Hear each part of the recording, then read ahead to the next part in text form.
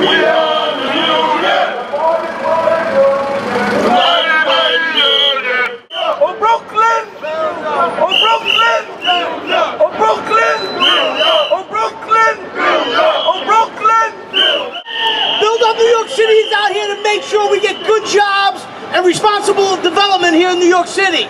We cannot have New York City in bed with contractors and developers that are not providing good jobs and responsible development here in New York City. And we are out here to make sure that that does not happen over at Brooklyn Bridge Park.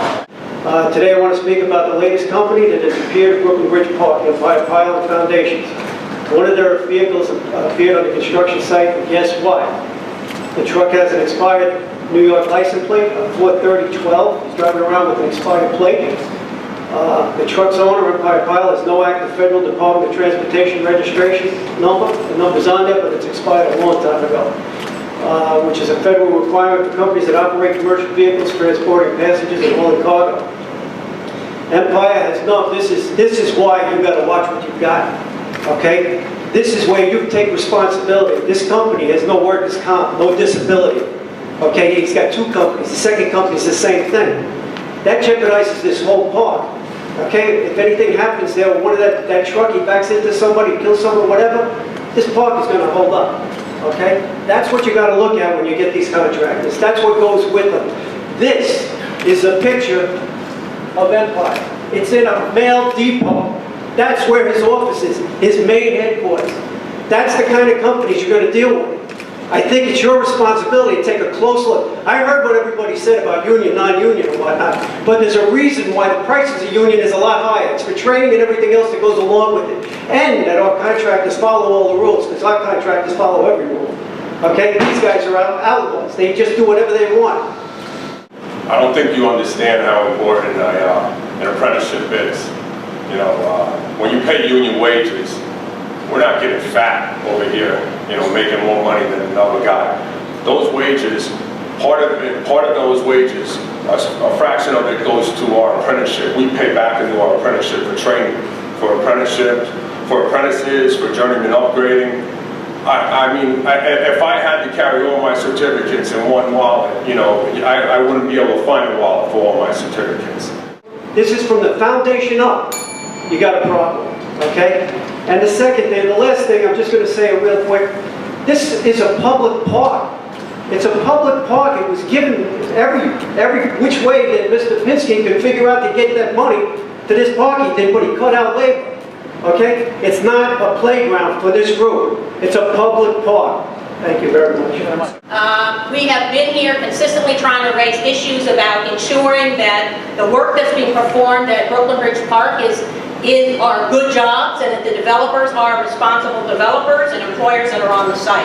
We are here on behalf of all working families and all working people in New York, and we have real concerns about whether this board is prioritizing private gain over public good. And we have lots of examples of that we have provided to you, and that we are going to continue to provide and shine a spotlight. I think the remarks of Councilman Levitt about creating a fair, level playing field for employers bidding on the job is important, and that's what prevailing wage does. It makes it fair for employers and creates good jobs for those people who work there. We're also familiar with the issue about pilots' payments in lieu of taxes. We are believers and supporters and users of public parks, and those are important to us as well.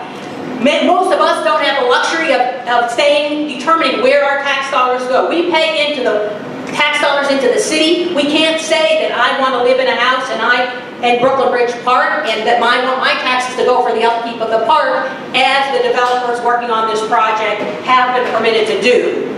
So we are supporters of public parks, but the issue that I really want to speak today about is health and safety. And OSHA recently released statistics that are very stark. They are in your packets, but to just draw your attention to this, 75% of all fatalities, workplace fatalities last year, according to OSHA statistics for New York City, happened on construction sites.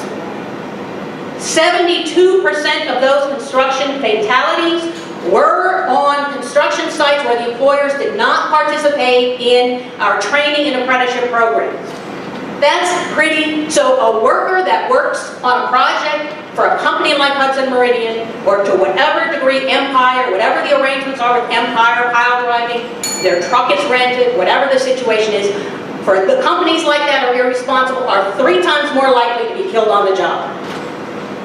This is a matter of life and death. It's not just about having a dialogue with a developer, it's what actions are being taken, and where do you stand on that issue? Are you going to require safety training?